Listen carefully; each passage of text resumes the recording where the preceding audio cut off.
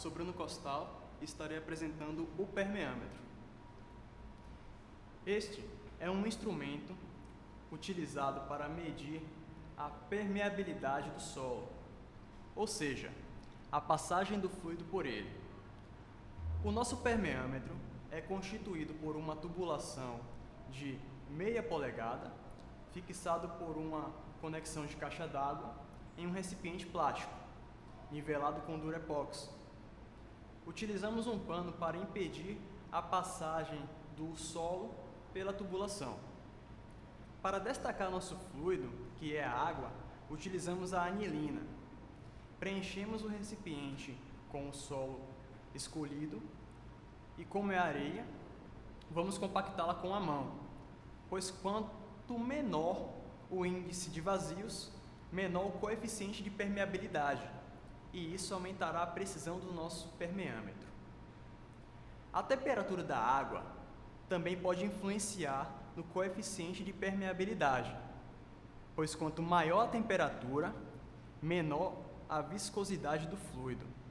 Porém, isso não tem muita relevância na nossa experiência, porque a água está em temperatura ambiente. Agora, despejamos o fluido no funil e vemos a mágica acontecer. Olá, meu nome é Felipe e estarei apresentando um trabalho sobre a Lei de Darcy. Nesse trabalho, eu irei apresentar o que e quando Darcy pensava quando ele criou essa determinada lei. Em 1856, um cientista chamado Henry Darcy finalizou um estudo sobre o fluxo de água através do leito do solo. Esse estudo foi denominado Lei de Darcy.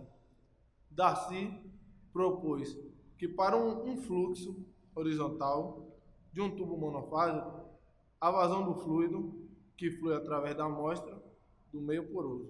As variáveis que iremos encontrar com esse estudo seria a caudal, a área do permeâmetro, coeficiente de permeabilidade, a carga dissipada de percolação e a distância na qual a carga é dissipada. Olá, meu nome é Jean e irei falar sobre gradiente hidráulico e sua função na fórmula da Lei de Darcy.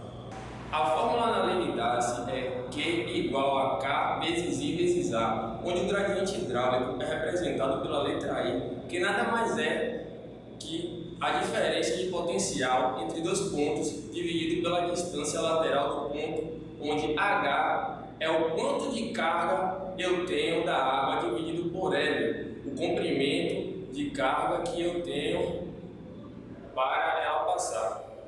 Assim podemos fazer H sobre L e encontrar o I para substituir na fórmula e encontrar o resultado.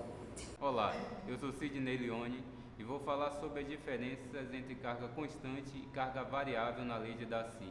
Método para a determinação da permeabilidade dos solos. O coeficiente de permeabilidade pode ser determinado diretamente através de ensaios de campos e laboratório ou indiretamente utilizando correlações empíricas.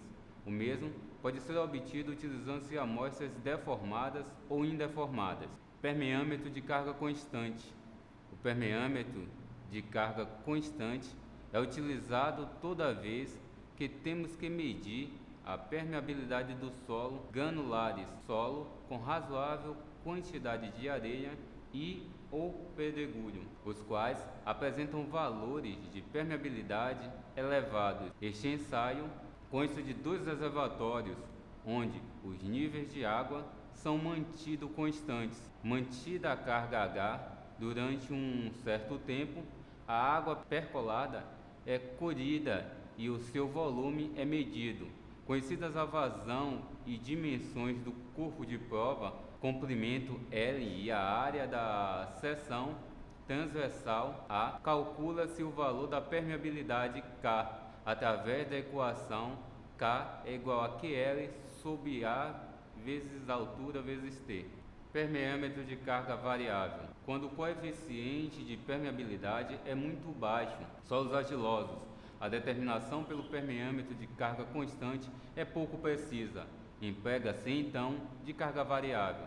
No ensaio de permeabilidade, a carga variável Mede-se os valores H obtidos para diversos valores de tempo decorrido desde o início do ensaio. São anotados os valores de tempos, altura, quando da efetuação de cada medida.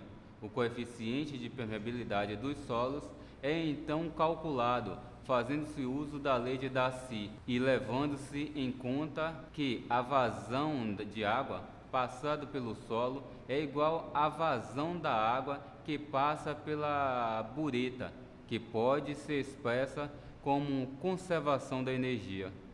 Olá, meu nome é Alan. Vou apresentar a vocês o cálculo do experimento feito da lei de Darcy. Aqui tem um esboço do experimento, onde a altura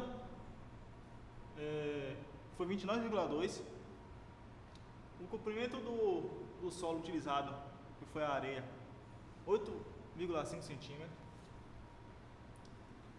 A área da seção transversal foi 143,14 centímetros quadrados.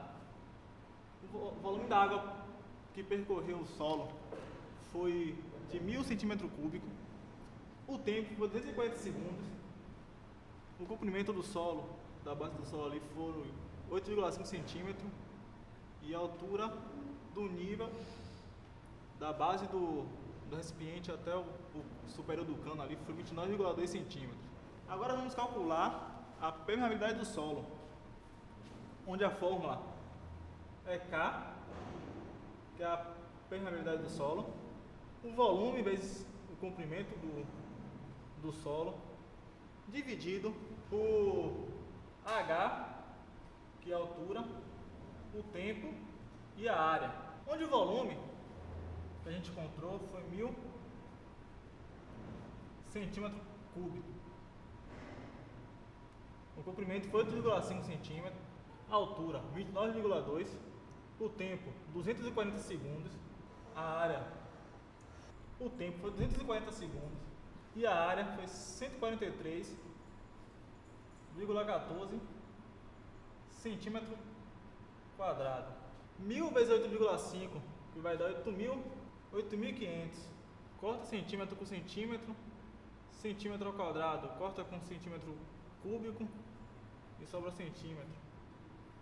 8.500 centímetros dividido por, onde esse cálculo dá 8,47 vezes 10 a menos 3 centímetros por segundo. No caso, esse resultado aqui foi a permeabilidade no solo e foi comprovado que foi areia pela tabela.